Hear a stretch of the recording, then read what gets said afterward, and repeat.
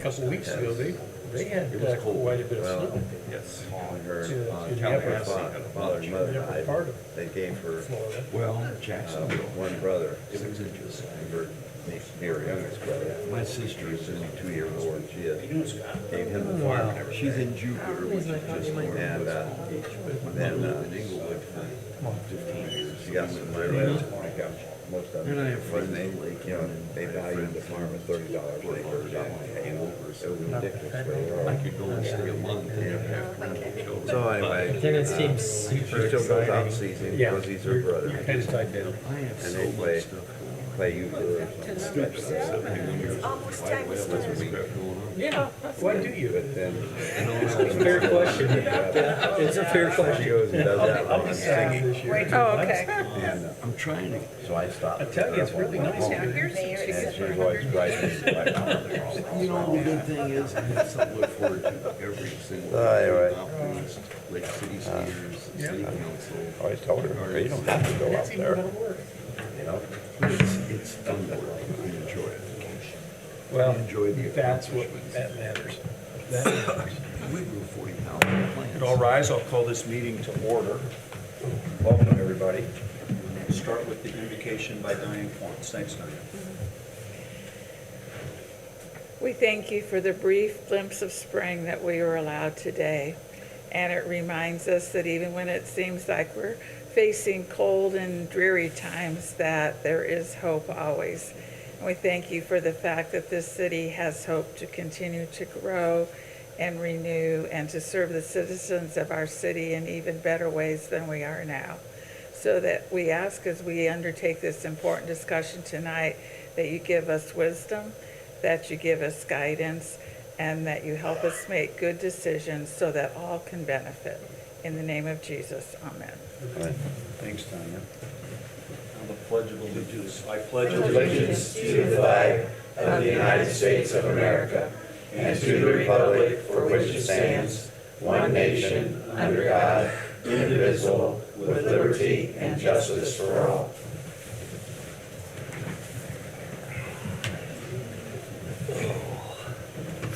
I want to welcome everybody here this evening. No. Marvin. First item is the approval of the minutes from the January 21st meeting.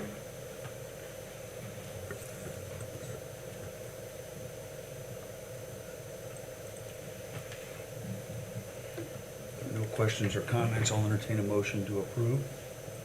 I so approve. Motion to approve by Jerry, is there a second? I'll second. Second by Diane. Call the question, all those in favor, please say aye. Aye. Anyone opposed, please say nay. Okay, thank you, the ayes have it.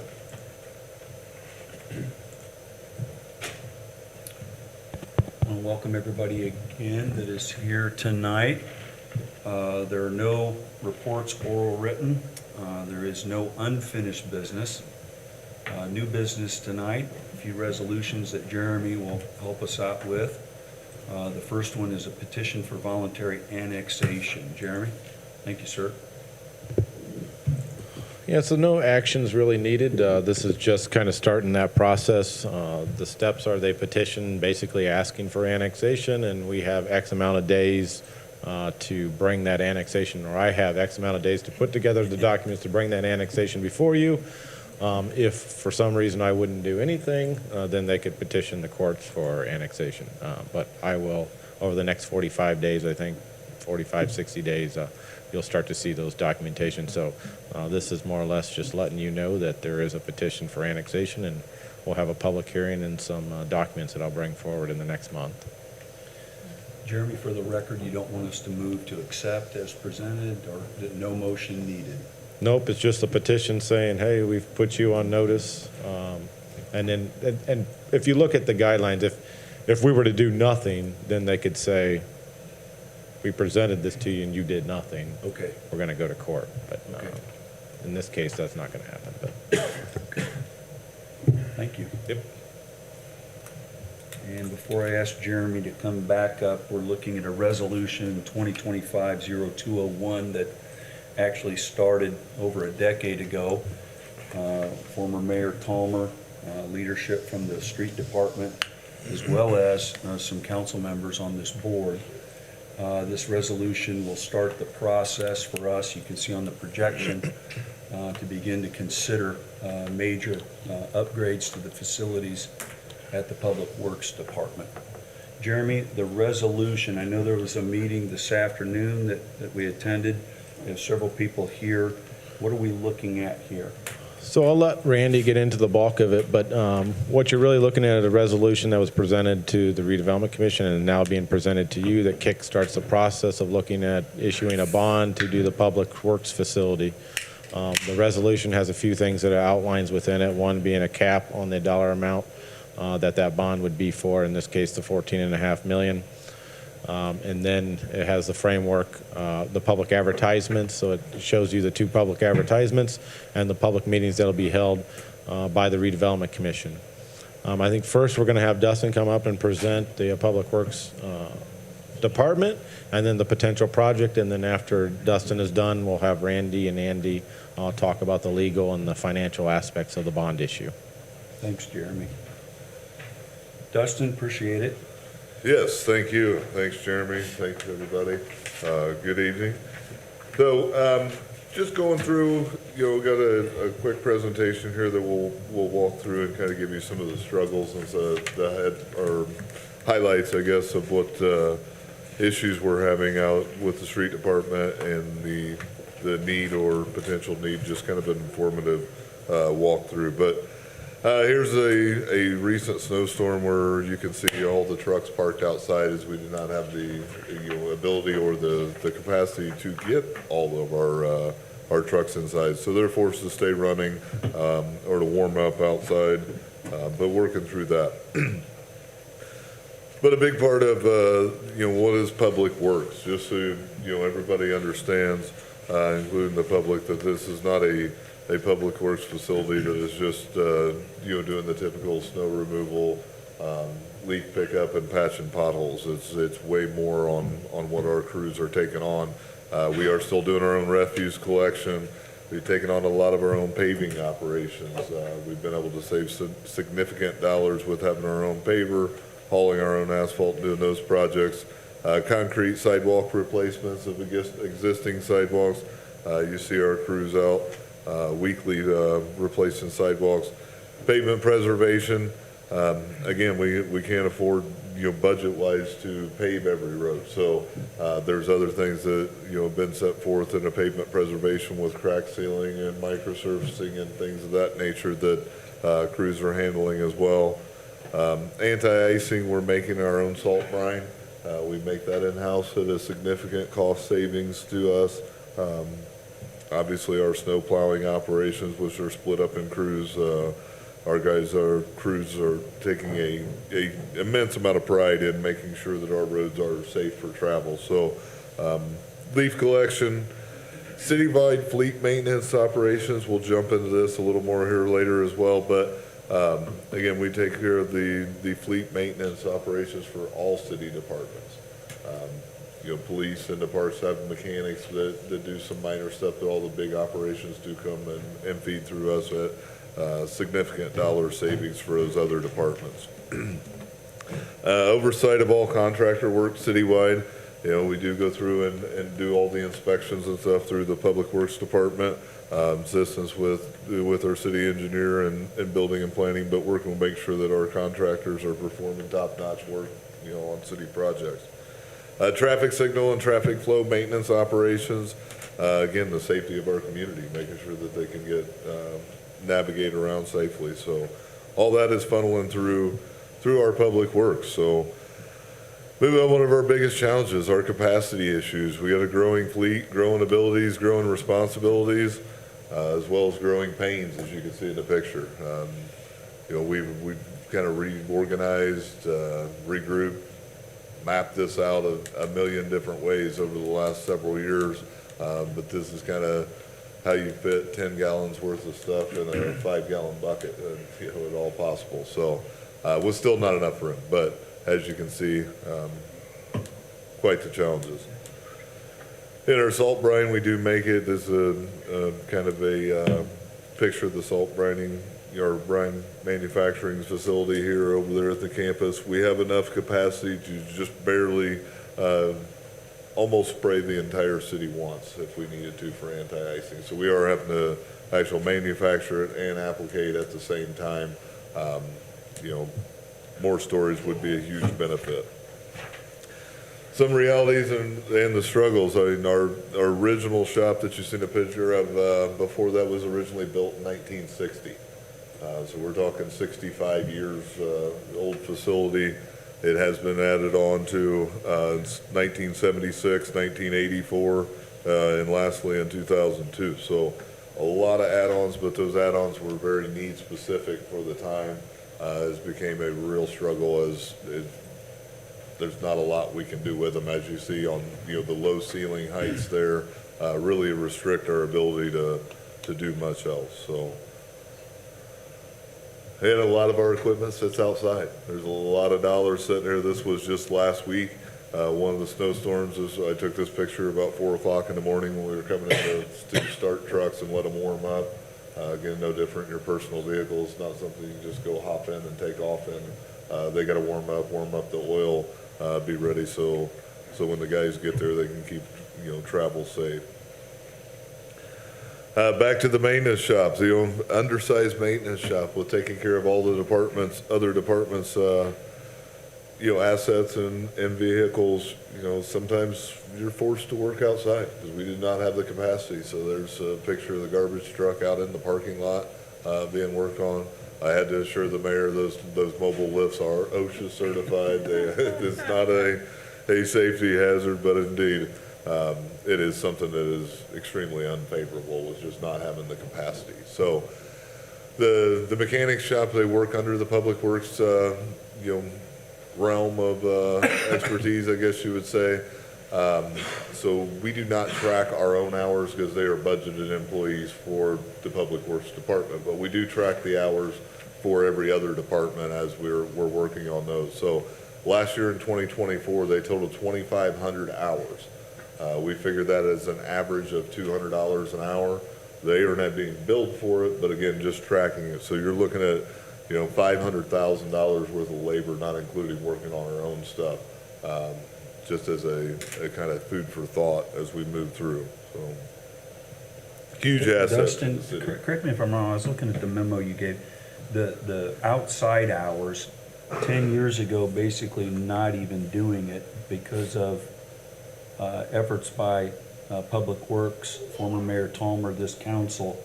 We've gone from basically 10 years ago, very little, if any, outside to now 2,500 hours. Correct.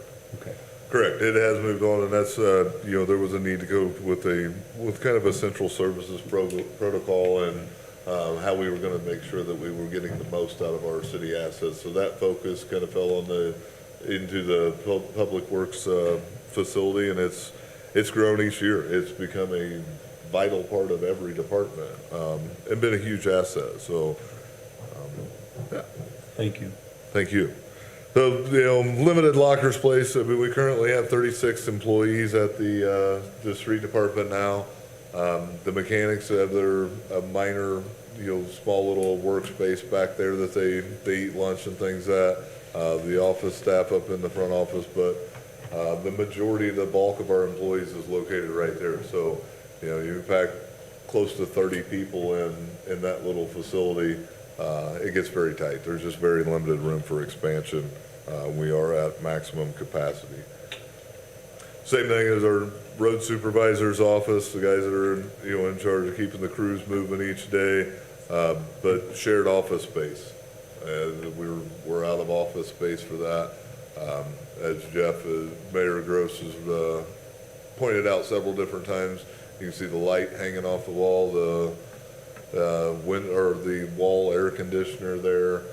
Just a very dated facility. So. And that's not staged. This was just a series of pictures he gave to me, and every time I looked at it, I was picking up more things. Like, he didn't mention all the wires running in and out, up and down the wall as well. So it was sort of a, what else are we seeing here? So. Again, growth of the city. I mean, there's more roadway, more neighborhoods, more assets, more employees needed, more maintenance. Again, just a simple concept of what is built or taken over must be then maintained. Just because we take it in or build a new neighborhood, we still got to maintain it from there. So back in 2013, our NDOT certified road miles were right around 88 center lane road miles. Then by 2023, that had grown to almost 104. So 16 miles of road. I think on a 2-lane roadway, correct me if I'm wrong, Aaron, but I think we've estimated $1.5 million for 1 mile of just 2-lane road is what that classifies as. So again, adding 16 miles over the course of 10 years. The average came out to about 3.5 miles total miles of roadway. Back in 2017, we were at about 217 miles total lane miles. Now we're up to 240.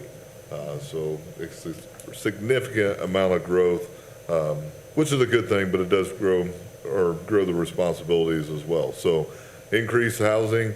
There's been a huge calling for housing here in the city, but more refuse collection comes with that as well. So again, just a growing community. Something that also got my attention when Dustin and I were working through all this and he was updating me, and I shared it with you, almost 60 trucks, 30 of them very, very large trucks, just perspective that we have. And then he mentioned lane miles. I'll have the privilege tomorrow going down to Indianapolis to meet several state lawmakers, and I'll be driving down there and back. The trip there and back will be 240 miles. That's how many miles, lane miles, his department is covering day to day. So just perspective, our nice little city, all that kind of stuff, and I'm guilty of it, a reminder for us. Thanks, Dustin. You bet. Thank you. Just, again, very inefficient facility flow. As Jeff said, some of our larger trucks, you see, we cannot even get those in the building. We've had some of the carpenters from the Parks Department came over. A lot of our staff has done just countless hours of work on maintaining the facility, but of raising headers and stuff with garage doors to even be able to get the trucks in. I mean, 1960 was the original build date, but just thinking about how much the equipment and the needs have changed in the last 65 years. So I'm sure it was probably the Taj Mahal at the time. I mean, it probably really was, but a lot of different changes. So, again, the additions were extremely need specific to, much too need specific to meet our current desires. The size of equipment's much different. The fleet's much larger. I mean, again, taking over, the concrete and the paving operations and things like that. It all does come with a cost of the equipment to be able to do that. So, again, the fleet's much larger. Outdated HVAC system is extremely inefficient. I think we have 3 or 4 different style of HVACs throughout the entire facility. So outdated structures, high repair costs. You guys on the council remember when we had the windstorm there a couple of years ago and the roof blew off and had emergency repairs there. But majority of the things, Assistant Superintendent Joe Veter's here, but him and the guys are figuring out a way to patch and to put back together. But we're averaging $35,000 to $50,000 a year in just yearly maintenance costs on the facility we're going through. So again, a real eye opener of just what we're dealing with. We are trying to make it work to the best of our ability. We try to make sure our residents are getting that white glove treatment, keeping our refuse collection in-house, being a little more favorable on rules and regulations and things of that nature. But again, our facility is built in a floodplain. I mean, it would have to drastically change to meet current codes today. I think the new facility proposed is almost 2.5 foot higher in elevation of what our existing building is now. So on that side of things, any questions before I move on to show you kind of what the new facility may look like? Dustin, you said that you got enough brine making process or whatever, containers for one time through the city. How long does it take to make Well, batch? we can usually, once it's getting moving and getting the salt breaking down Right. to the level to about the 23.3% that you're after. So that first initial batch takes a little while. You're probably a couple hours before you actually start to get an efficient flow to it, but we can make it pretty quick. It's just if anything goes wrong, then you're waiting on material, and that's just, Yeah. extremely unfavorable when you're trying to keep roads from icing over ahead of time and be in front of the storm.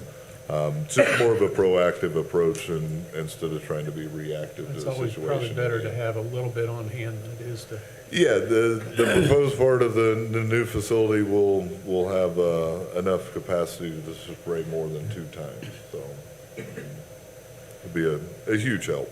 But before Dustin goes through the proposal, you'll see Robinson Construction up there. You may remember on the board, about 18 months ago, Mayor Tolmer formed a committee to entertain, offer different companies to share with us what they thought should be done. Robinson was one of 5, correct me if I'm wrong, Jeremy, one of 5 that presented to us. And Robinson was selected through this very, very lengthy process.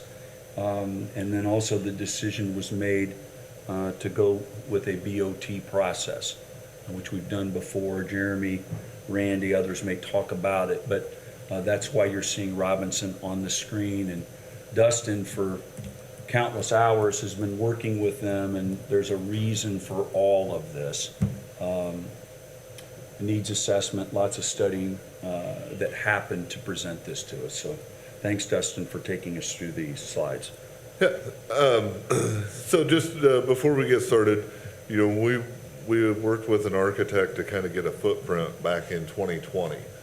There was talk long before 2020 as far as the need for a new street department, what it is, but we started going with, working with an architect to kind of just what our current inventory was, what our current growth was, what things we were looking at for the future, and what kind of footprint we would need. So this is a result of kind of some of this stuff and that information being shared with Robinson to kind of work for what our future needs. So before we get through, you'll see everything is kind of under one roof. So if you follow along, we got obviously the front office here with the employee, locker room and stuff we'll get into in the inside. This main long part here is the new street worker side of things, with this L shape being down here on the end, would be the new mechanics side of things before we go on. Keeps us all under one roof. Pretty easy to find whoever need. Currently we have multiple different buildings, so you're always spread out, but we'll move you through here real quick. Again, just a look on the other side of this.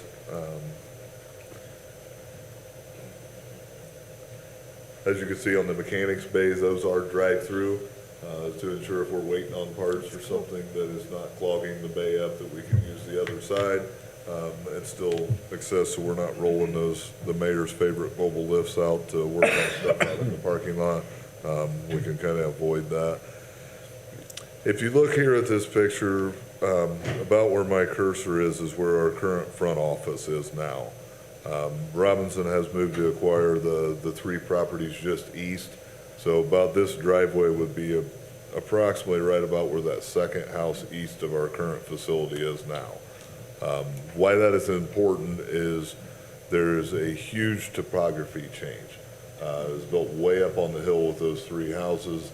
If we did not look at that avenue, there would be probably a 6-figure retaining wall that, and again, once it's built, has to be maintained, would be right there in that aspect as well. So, going that extra space allows us room to work out of our current facility, our main shop that we have now, as well as our front office during construction if things go through, but also shifting it over to the east, gets away from that topography change. That can all be leveled back out, move closer to Center Street, and then again, once things are demolished, you have all that room for growth for the next 30 or 40 years, whatever may be back towards the west. So gives us ample room to succeed for a long, long time. So Again, the mechanic shop is right about here where my cursor is currently, and that building will stay. That is the newest building on there, on the facility that is in 2012. That will be kept as a, just a storage facility and to work out of things with asphalt and concrete crews, street sweepers and such, but that will remain. Again, you have a quick egress or ingress and egress, one way in, one way out type thing. Got the employee entry off to the side. The visitor entry for residents coming in with any concerns.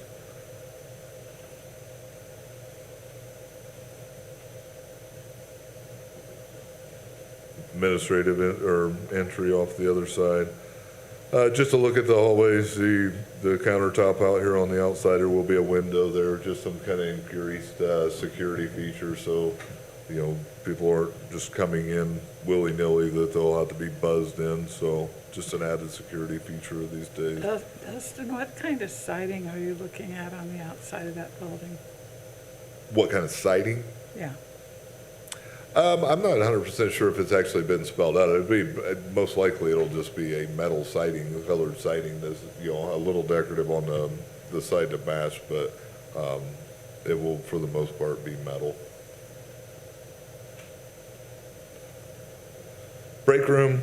So the locker room, you've seen the small locker room that we currently have. Now this allowed for growth. We have in the 25 to 28 typically working on the street out of that little break room that you saw in the old pictures. This has capacity of 45, so we had planned for growth in this as well. So looking at the part storage and stuff, in order to keep the roof line and everything at the same height, we'll have the sign shop up above here. We are making all our own signs in-house as much as possible at a significant cost saving, as well as a training room. We'll have a break room separate from the locker room, restroom, shower, and entry back into the main office.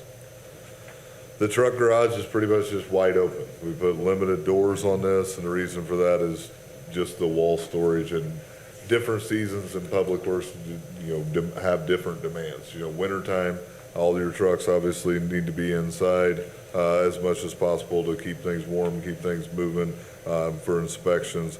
In the summertime, things can be moved around in a totally different manner because your needs are changing. So a lot of clear space here. The original shop that was built in 1960 before add-ons was about 6,400 square feet. This new one is 20,000 square feet, so it gives us plenty of room for expansion and to keep the assets inside and hopefully prolong the life of our city assets, astronomically. The mechanic shop, this is a shot of the fabrication bay. Again, our crews have built many different street department vehicles, many different vehicles for the fire department, for wastewater, for the police department, a lot of different fabrication that's went on. So the room for an overhead crane up on top of the mezzanine there will be part storage, your filters, your hoses, your different normal maintenance things that they'll keep on stock. Again, your oil bay down in the doorway there, so you'll have all your secondary confinement and stuff and running lines out. Their break room, as well as office space for the mechanics, increased growth there. And flipping back, just looking at the overall side, this is over 3 times the current shop facility that they have now. Again, you see a fire truck and a semi both parked into one bay, so giving them an ample amount of room, because as we've seen, as the mayor touched on earlier, you've seen 10 years ago it was very minimal on the outside work, to now where it's a pretty big number and a pretty significant savings, and we're hoping that continues. So the wash bay, our wash bay now is currently about a 1-car garage. If you're washing a big dump truck, you got to open the door so you can go out around the other side. You're either rolling around ladders or you're trying to climb up on a wet truck covered in ice or snow or whatever else may be at the time. But this gives us the ability to put the catwalks to safely get up and down to clean the trucks, so. Yeah. Any other questions there before we, no? So again, if no questions, then just, hitting the punch list, so just things to remember. It's a very aging facility. Built in '60 and, kind of piecemealed together, over the years. But, we're getting by, but we are getting dangerously close to having an adverse effect on being able to effectively and efficiently serve the public. So, capacity issues, again, there's a lot more assets than what we had, 60 years ago. So there's been a lot of significant growth, which is a good thing. That's a blessing to have, but there also is a blessing and needs that comes with that to make it happen. So, again, just public safety, being in the floodplain right now, there's a lot of chemicals to make all this stuff run too. So, keeping that in mind as well to make sure that we're doing everything we need and staying up with current building codes. So. I have one more question. Sure. How long do they anticipate that it would take to build this kind of facility? Right now, if things move forward, again, this is more just informative on my end, but if things move forward, they're projecting it would be finished sometime in '27. So almost a 2-year construction. And what do you do with all of our equipment when you don't have a place for it to be? Well, that's what I was saying as far as it was crucial buying the 3 properties to the east where we can continue to work out of our main shop, because this facility, that L shape, will be to the east and further to the south, to where we'll still have, there'll be a part of where our existing salt barn, was or used to be before we added the new one here last year, but that will have to come down, but we'll still be able to work out of that existing shop until then. So. And then will some of it be torn down, you said, and then some will be left that we can still use?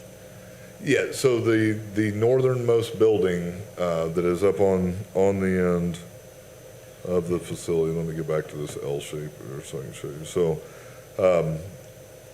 again, this drive is about the second house east of us. So our current office building that was sitting out there, we would still be able to use for all our administrative duties. The main shop is sitting about right in here. Right. That back salt barn is right where this L is coming apart, that we are not currently using. That part will come down as they build the building. The main shop where the mechanics are back here in the back, and what we call the packer bays where we have the trash and the fabricating now, that will all still be there.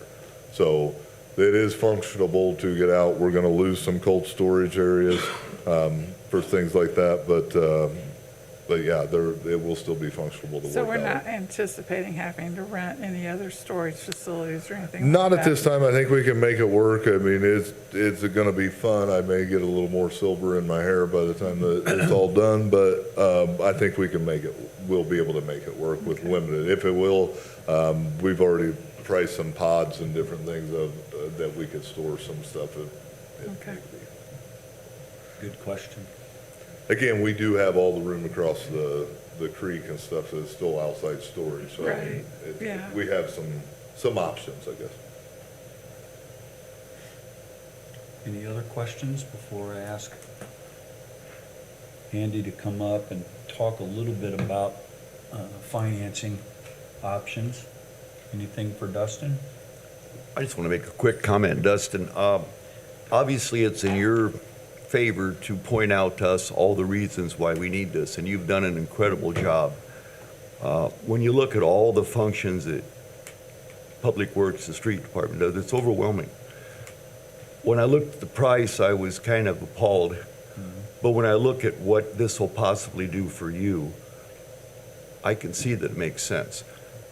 Not only for the safety and well-being of our employees, but for everything you do, I think you're going to do it much more efficiently. So, I think you've easily convinced us this is something that's necessary and for the greater good of our community. So I just want to thank you for all the work you put into it. I appreciate it. We've had a lot of different meetings and a lot of help to come through this, but thank you very much. Greatly appreciated. And it is going to be a significant cost. But there's significant cost savings and value in being able to take care of things in-house. So, again, we've got a fantastic crew that takes a lot of pride in their work, and I appreciate that. Appreciate that, Jurgen. The number is, again, very high. It wasn't where we were 10 years ago. It wasn't even where we were 5 years ago. It wasn't where we were a couple of years ago. It's just where we are. But I will tell you that, and you've been briefed on this, as Andy comes up and shares with you, representing the public, and the public hears the different options that we have, it's not as taking me way, but whoa, this number. It's doable, and it still is multi-millions. We cannot get away from that. But Andy, appreciate all that you've done, and then tonight making comments. They do have that packet, the agenda that they can see on their screen. Dustin might be able to get mine transferred over. I don't know how to do it, but and then I could help you if you have any things you'd want to share for the public. Thanks, Andy. Sure. Thank you, Mayor, and good evening, council members. I'm Andy Mauser with Baker Tilly. We serve as financial advisor to both the Redevelopment Commission and the city as well. Wanted to, as the mayor mentioned, I know many of you have access to our December 16th numbers. So I will maybe highlight a couple of pages in there, but before I do that, maybe just wanted to make just a few points. And I know Randy Rumpola and Tom Everett with Barnes and Thornburg are here as well. I will let Randy and Tom talk briefly here about the structure that's being utilized. Some of you may be wondering, why are we utilizing a redevelopment authority, redevelopment commission structure when we're not looking at using traditional redevelopment revenues? This is not a TIF-supported financing. So I'll let Tom and Randy, talk a little bit about that, but wanted to just highlight, this is a property tax supported bond issue to pay for this project. But we believe that it can be done in a way that is, mostly tax rate neutral on Warsaw taxpayers. And what I wanted to highlight is, as we look at property tax supported bonding for projects, and specifically for this project, that's not a new strategy for Warsaw. Going back a number of years, back in 2016, the city had issued a general obligation bond, so a more traditional property tax supported bond for the fire station on the south side of town. More recently, in 2023, the city issued a property tax supported park district bond for the new Parks Department headquarters. And really, as we look at, a similar strategy for the street department project, not only is this not a new strategy, but this is really something that's been contemplated for quite some time. I know Dustin mentioned he had been, really looking at the facility since 2020 and going further beyond, further back than that. Talking with former Mayor Tallmer, probably around that same time, 2020 or shortly thereafter, he had come to us with a request to essentially lay out a roadmap of how could we finance the fire station, the Parks Department, the street department, other future projects, and minimize taxpayer impact as much as possible. So I think what you see here really is kind of a continuation of that plan that's been developed over the past few years. Warsaw is unique. You're a fast-growing community. Not a lot of communities around the state can say that, and because you are a fast-growing community, not only in population, but also in tax base, that provides you with a lot of benefits. And the biggest benefit is, each year as your tax base grows at a rate faster than your property tax levy, that has the effect of pushing city tax rates down. And we've seen that really in effect over the last several year period. Going back to 2019, the city tax rate actually peaked at about $1.28 per $100 of assessed value. As we go into 2025, that tax rate's come down a little over 8 cents to about $1.20. So again, each year as you grow faster than your property tax levy grows, that tax rate continues to decline. And that's, a penny or two per year, but it does start to add up. So as we look at, doing the fire station project in 2016, where you had a gap of, 6-7 years when no additional property tax bonding was done from 2016 to 2023, and that allowed your tax rates to come down. So this project, as we look at layering in additional property tax levy, At a worst-case scenario, we're estimating that you would add 6 to 7 cents onto current rates. But again, over the last 5 to 6 year period, we've seen your rates come down about 8 to 10 cents. So you're still below, even with this new project layered in, you're still well below where tax rates have been in the very recent past. The numbers that we can go through here briefly also assume that the entire property tax payment would be levied for. The way that this will be set up from a legal standpoint is you will have the ability to levy for the full property tax payment, or the full debt service payment each year if you need to. But to the extent you have other revenues available, and that could be your local income tax dollars, that could be TIF revenues from the redevelopment commission, you'll have the ability on an annual basis to essentially buy down that debt service and then reduce what you would have to levy on your property taxpayers. So it gives you flexibility. I think, in years when those revenues may be more strained, it does give you the ability to levy for the full payment. But in years where you may have extra local income tax, extra tax increment financing revenues, again, it allows you to reduce what you would levy on your taxpayers and thus reduce the impacts we're showing here. These numbers and, what I mentioned, maybe a worst case of 6 to 7 cents, that assumes no continued growth in your tax base. So for 2025, you're growing at 8%. Your property tax levy is only growing at 4%.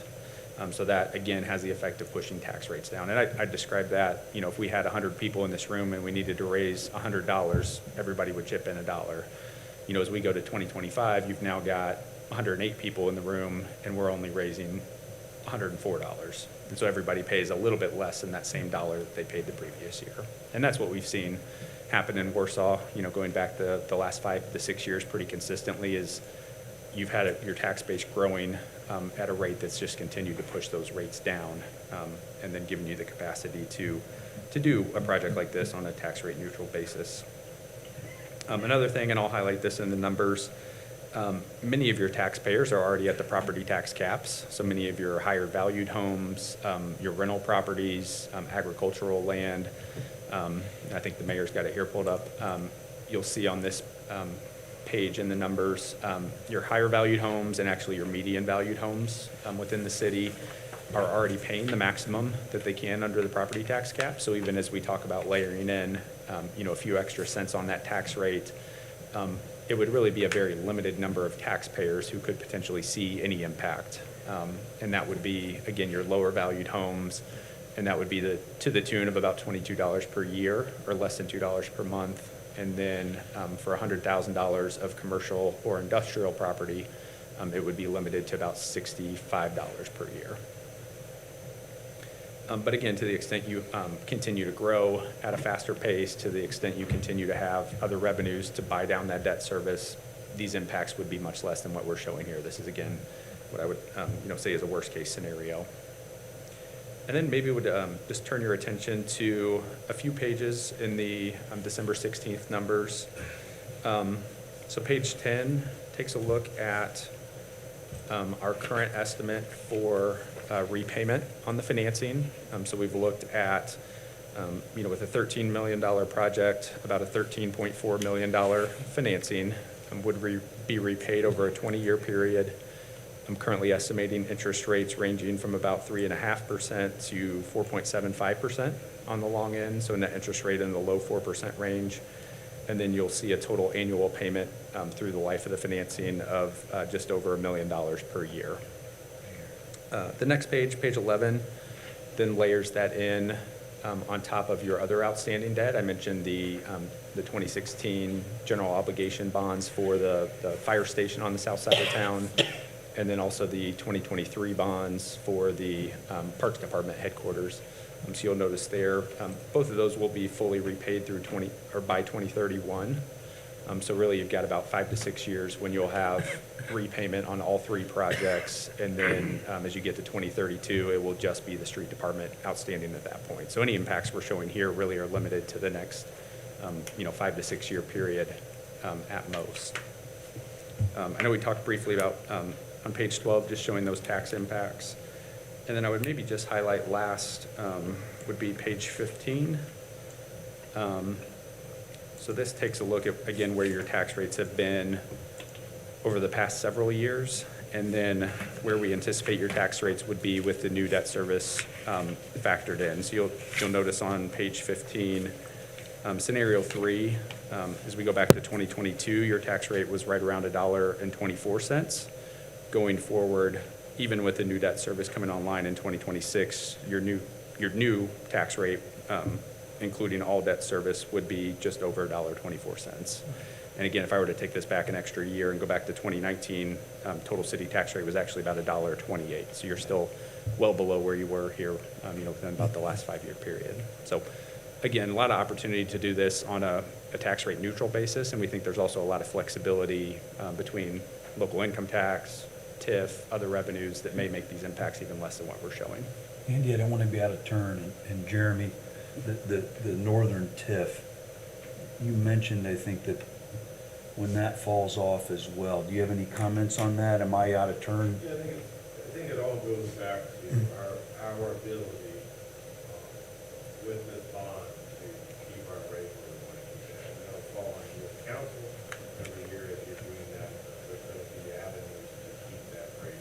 Whether you use a TIF, whether you use edit, the impact of the park, the fire station bond rolling out, there's $200,000. And then the TIF expires around the same time period. A large section of the northern TIF expires, which will have a very drastic effect on the tax rate, because you're going to be opening up all that assessed value Right. in the collective general. It too will have an impact. I don't know what, it depends on how much we continue to grow over the next 5 years. But in theory, it'll probably be somewhere in that 10% range of reduction for the ability to keep our tax rate up. And then you factor in the growth on top of all that. At the same time, we continue to grow, and we expect our growth to continue to be at that 8% with all the projects that we're doing, and the new developments that are being generated. That will also at the same time help keep those rates low. So when you factor all that in, like Jurgen said, big number, but when we really look at it, we've got a lot of positive things going for us that are going to help us protect our tax rate payers with all those we just added. The growth that we've had in our TIF districts, what they were designed to do was to create growth that then gets captured at a later date once they expire. That northern TIF district has been very successful, and we continue to be successful in the next 5 years of growing that. And then our growth as a community will help keep those rates where we like to see them, and maybe even lower. I'll hold on to a lot of things going for us. A lot of credit to this council, past administration, past, present, and then future. That takes Jeff back to the need. Dustin and his team, they're managing, and they have been managing. They will continue to manage. But if we continue on this trajectory, which I hope all of us are expecting, I want this to be a place where people can live, work, and play. This is something that, again, I greatly appreciate your considering on behalf of the community. Large cost and price tag, but a lot of things going for us, and why we should be considering it. So, that okay to say that, Jeremy? Okay. Any questions for Andy? So Andy, is the life of this one 20 years then? It would be, correct. And that's to minimize, obviously, the longer we stretch it out, Okay. the lower we can keep that payment and then keep the impacts as minimal as well. But, again, going back to that strategy over the last few years, I think as we looked at the fire station and the parks department, there was strategy in let's get those paid off as quickly as we can. Right. Because that leaves you capacity for a project like this. And you'll notice in the repayment, we're not looking to backload this. It would be a level repayment. So really, as those other projects go away, that's either, a pretty immediate reduction in tax rate, or that's capacity for, whatever project may be a need 4 or 5 years down the road. So I think it leaves you a lot of flexibility, and that's kind of some of the thinking behind the way we have it structured currently. Any other questions for Andy? So helpful again, Baker Tilly helping us see what a number like that not only looks like, but again, how we can manage it. A lot of things going for us, not just short term here. For me, it's the next 4 or 5 years with all three of them on the deck there. But again, this is in a bubble. This is not assuming, this is a snapshot, the growth, right? The potential growth that we could have and are predicting over the next several years. So it just helps me, back to Jurgen's comments, handle that number a little bit better. Andy, I have one more question for you. Sure. On some of our other bonds, at times, there's been better rates come along or different conditions where we want to pay things down. Does this kind of rearrangement give us the opportunity to do that with this one as well? It will.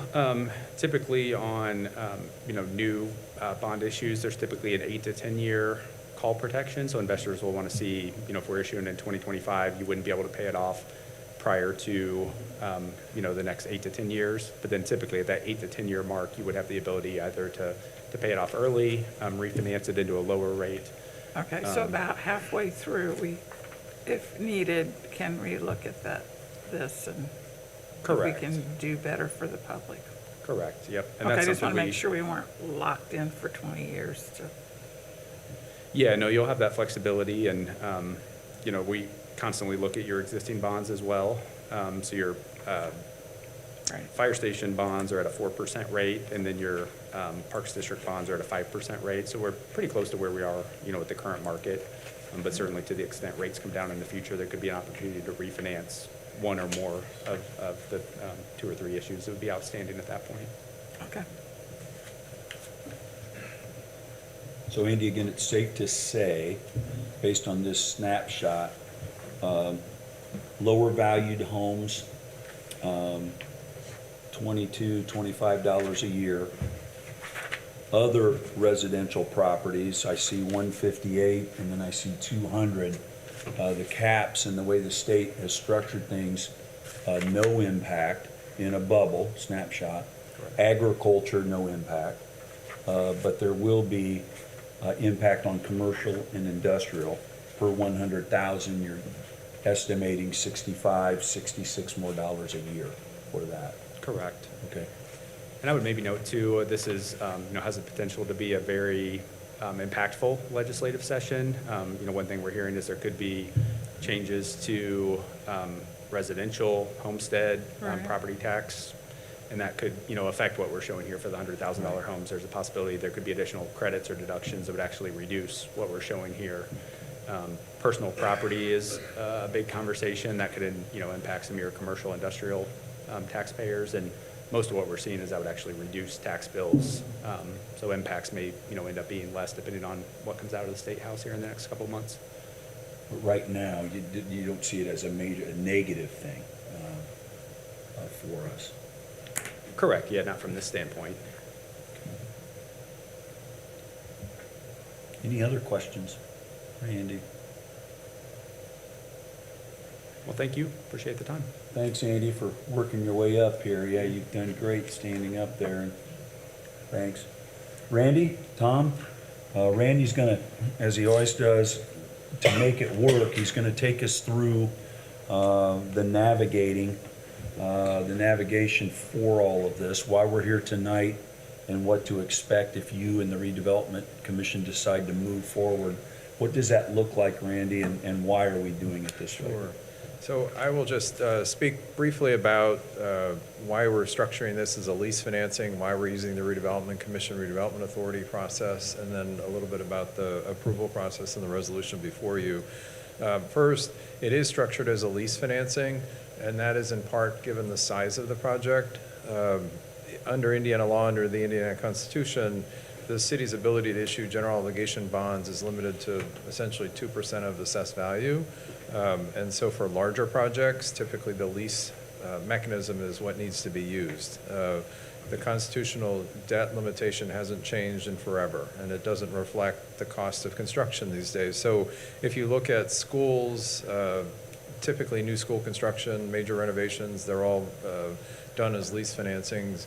Counties use it for courthouses and jails, and cities, street department buildings like this, and city halls, the large projects.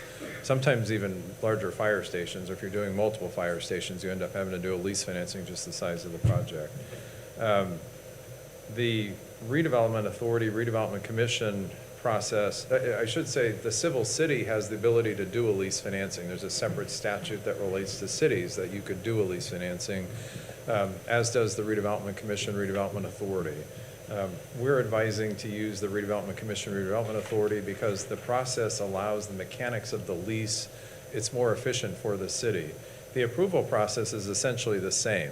The same hearings, the redevelopment commission will just be involved as much as the council is, but the mechanics of it, and as I say the mechanics, the lease itself, under the city statute, the city would have to lease a building to a not-for-profit, or lease a building from a not-for-profit building corporation. Under the redevelopment statute, the building isn't necessarily required. It could be anything. It could be any local improvement, including streets. And so it's more efficient to use that process because it's easier to lease streets sometimes than a building. In Warsaw's case, the size of this project, we would have to have a lease rental value equivalent to what the financing is. And so you would have to have a fairly large facility to lease. And in some respects, it's good that you don't, because you can run the city efficiently without that big asset. So we're suggesting the street would be easier here. The other thing about once the lease financing's in place, if you're leasing a building, there are some additional insurance requirements that I bored the commission with before. I'm not going to bore you, but there's extra expense to lease a building than there are streets. You don't need some of those additional insurance requirements. So all in all, using the redevelopment commission authority process would just prove more efficient, and that's why we're recommending that. As for the lease itself, the mechanism, and Andy described it, the lease rental will pay the bonds. The lease rental will be paid from the tax levy. The redevelopment commission every year annually would levy the tax with the council's permission to be part of the budget process that then would get approved. And then that tax that's being generated would pay the lease rentals, which the authority would use to pay the bonds. So that process is exactly the same as if we were doing a city lease as well.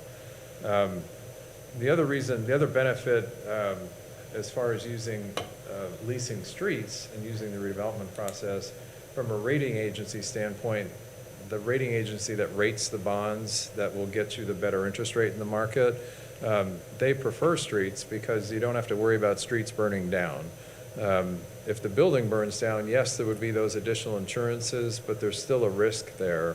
If you're leasing streets and if for some reason the city decided that aren't going to use this street or you're going to close it for a year to reconstruct it, you can substitute another street in the lease, and the rating agencies are very happy with that. So it'll make the rating process better, and the city hopefully will benefit from a good rating on that. On the approval process itself, the Redevelopment Commission did adopt a resolution very similar to what's before you tonight to subject to your approval, to set the 2 hearings at the next meeting of the Redevelopment Commission on February 18th and March 3rd, to hold the public hearings that's required by the statute. I want to point out in this resolution and in the commission resolution and going forward, we have a not to exceed amount of $14,500,000. And I think I've said this before in front of the council. I know I've said it in front of the commission earlier today. That's the maximum amount. That's the amount that we have to set. We have to set a maximum amount so that as we go through the approval process for the next 2 months, when we get to the end and we know how much the project ultimately will cost, we're not too low in the approval process. Otherwise, we'd have to start over. So the project, the financing for the project will expected to be less than $14.5 million. We expect the cost of the project to be less once it's finally finalized. In every case, when you're doing a project financing, you're always going to start out with an amount that's higher, just so we can get through the approval process. But the bonds that are sold have to be sold at an amount only to pay for the project. We just can't sell bonds and then have other funds that you could use for whatever, because the law requires you to use these bond proceeds for the project that's proposed to be financed as part of the approval process. So this resolution does nothing more than allow the redevelopment commission to publish the 2 notices and have the public hearings. And then we would be back at the end of the second hearing with a resolution for the redevelopment commission, and then that night on March 3rd for the redevelopment, or for you as the common council to adopt, to approve the financing going forward, approve the lease, and then we would continue with the bond issuance process through the rating and the bond sale process. And the schedule that, with this starting here in February, we'd anticipate closing on the bonds in early June, which would then allow construction to commence.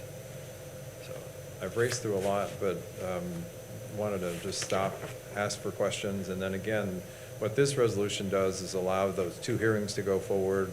The redevelopment commission will hold those hearings. It will take some action determining to proceed or not proceed, and then it would come before you again for that same decision determining to proceed or not to proceed.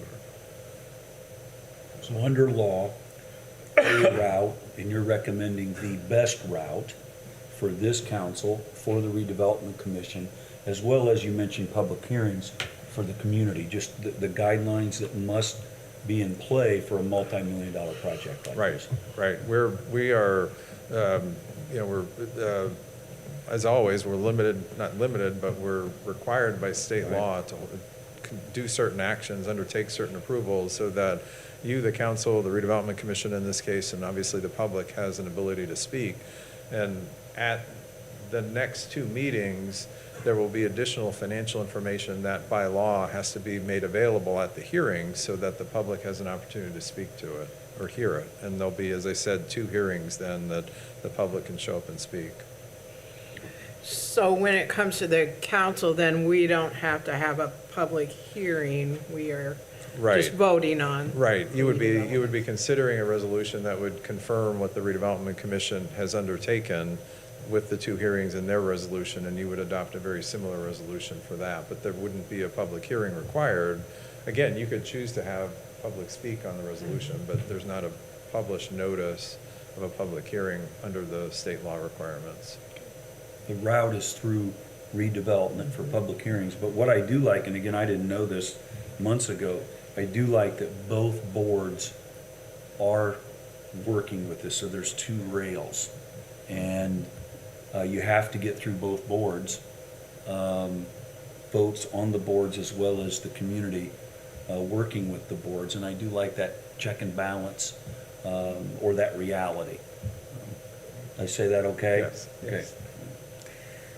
The way that this would be structured, then would it affect our debt ceiling? It would not. You would still have Andy, I think, is it like 2.6 million, I think, remaining? So your general obligation debt ceiling would, the lease would not affect that at all. Okay. So that would still be in place, so you'd have the ability to do, a small general obligation bond for some unexpected expense or something. That's what I was thinking. I mean, we want to have some cushion for if, something happens that we have to replace another building or something. Right, and as those bonds are being paid down, the fire station bonds, your debt limit would increase. Will increase. Yeah, so I mean, I know we're looking at like 6 years here where we're going to be watching it. But each year as those bonds are being paid down, the debt limit would go up every And not time. that we want to spend as much money as we can, I just want to make sure we have something for emergencies, that we don't obligate ourselves to the point where we can't react if we need to. No, it is, and you are correct in thinking like that the general obligation bond process, especially a smaller amount, is a much easier approval process. Right. In part because it's a smaller amount of debt. So it's very common for communities to try and maintain a little bit of cushion. If something bad happened to a fire truck or something, you could quickly react and deal with it. And so there are times when people are doing lease financings for smaller deals, where you maybe could do a geo bond, but we still want to, but the city still wants to structure it as a lease to preserve some flexibility and keep some debt limit open in case there is that kind of small emergency you have to deal with. That is right. Any other questions for Randy? Tom's here too. Tom will probably be helping as we move, if the decision is to move forward here over the next 2 or 3 months, so. Mayor? Yes. It may give Diane a little solace to hear from Jeremy. What he told us today, I thought was reassuring. There are other monies available to this project Right. through economic development TIF. Jeremy's commented on that countless times to us in different settings. Diane, you might want to hear that good reminder. Jeremy, your comment to that? Yeah, and I talked about it a little bit beforehand, but the council obviously controls the tax rate, and every year, like has been said, as you look at the tax rate, you'll be able to adjust this tax rate based on revenues that you have. And both EDIT and TIF have revenue that could be available to adjust our needs based on that tax rate. So in any given year between TIF and EDIT, if we were looking at a 6 to 7 cents and our growth was 3 or 4 cents, you could use EDIT and TIF to buy down that 3 cents and in essence keep that rate the same. At the same time, we're growing. At the same time, some of these are rolling off in 6 years. Right. And then you have a large chunk of the northern TIF, all the Walmart, the Lowe's, that whole area will expire in, I think, 2030 or 2032, somewhere around the same time. So that's going to give us flexibility over this 20 years. And that's where it goes back to the conversations we have. Over the 20 years, we feel like we're going to have the flexibility needed to protect our taxpayers and keep a rate that is low or equal to where we've at and have done for 10 plus years. You guys have done a great job of doing that. A lot of that comes from the growth that we have, and we continue to push to grow, whether it be through our tech park, through the residential housing projects that we're working on. I mean, you got $60 million Parkview project. You have 3 $20 million mixed-use projects. We have 4 residential projects, Park Ridge, Greenbrier. We did receive the residential infrastructure loan, which will be a bond issue through that residential TIF to do another phase of Bella Augusta. We're working on another subdivision out in that area as well. So a lot of growth continues to occur, and we're continuing to grow, which will help us move forward in the future in protecting those rates. Yeah, okay. I mean, I know everybody's feeling uncertain because they don't know what the legislator's going to do, you know, how things are going to look for them. And yet at the same time, we have to move forward and keep growing. If we don't do these kinds of things, people won't want to come to this community and we will start to stagnate. And so we don't want that to happen either. So I think, you know, it's always just walking that balance, and you make the most educated decision that you can at the time. So, yeah. Thank you. I think all of the things we just discussed help us, regardless of what the legislator does. Yeah. Any other questions for Jeremy? Dustin and Joe are here. Aaron's been to all the meetings. He'll be reviewing a variety of things that I don't understand, but again, just making sure he's here. Any questions for Randy, Tom, or Andy?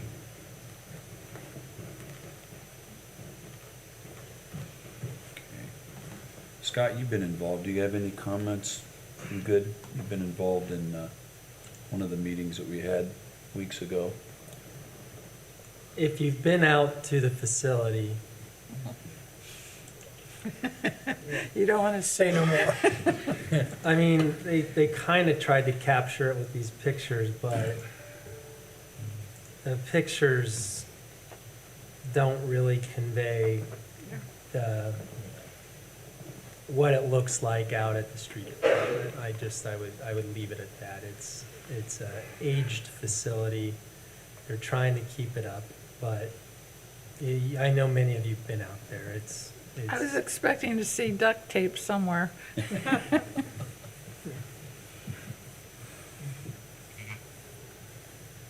We do have a resolution, again, that will allow us to consider this project and the related financing options. The redevelopment commission this afternoon did vote in favor of their resolution, but again, it's always subject to, Randy, right? It's subject to us doing the same thing or in agreement. And so you're looking at Resolution 2025-0201, which again sets the process, the navigation, and a big part of that are the 2 public hearings with the redevelopment commission later this month and then in early March.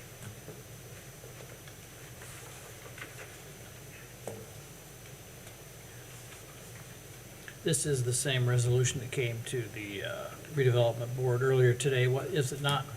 I'll have Randy answer that. The resolution this afternoon compared to this one, are they identical? What's the process there? Virtually the same, yes. I mean, it basically approves the action taken by the redevelopment commission, and it just lays out the requisite Indiana code requires these hearings, and you're allowing the commission to go forward with them. And it was extensively discussed today at our meeting. I think Jack can attest to that, and it was approved unanimously to move forward, just for the information of you all.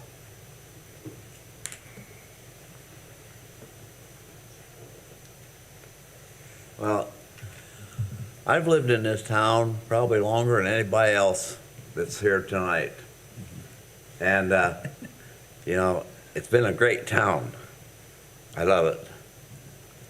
And I want to see it progress and keep going. I may not be around too many more years, but you guys will be. So that's the way I feel. Is that a motion? Well, I can make an motion if you want. What kind of motion you want? To approve It'd be resolution. resolution.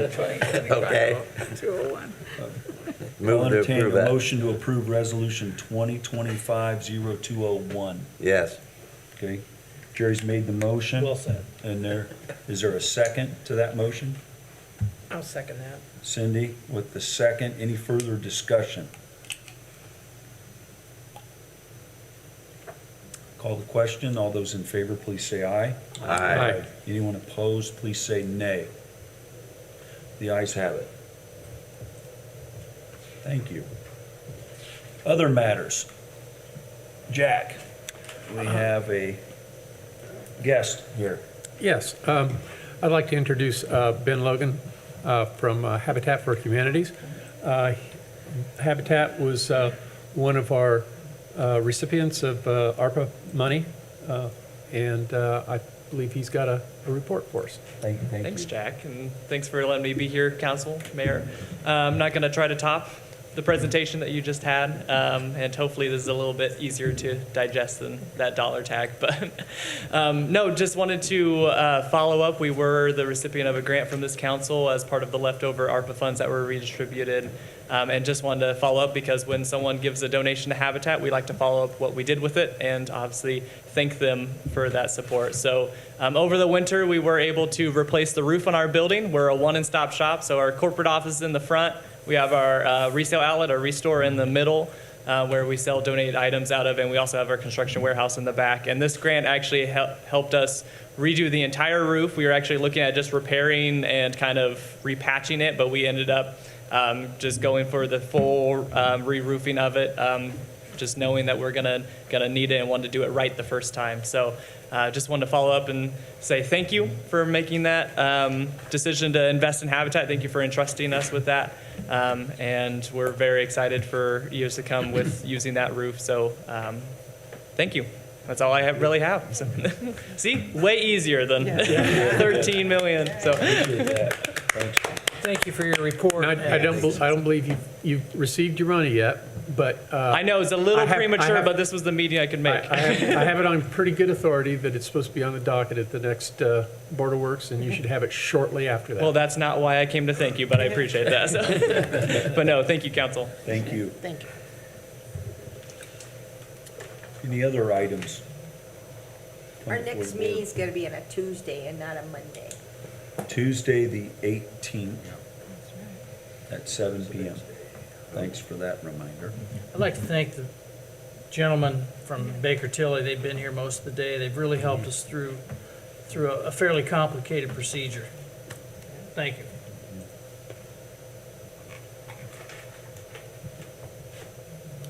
Yeah, you too, Jeremy and Aaron.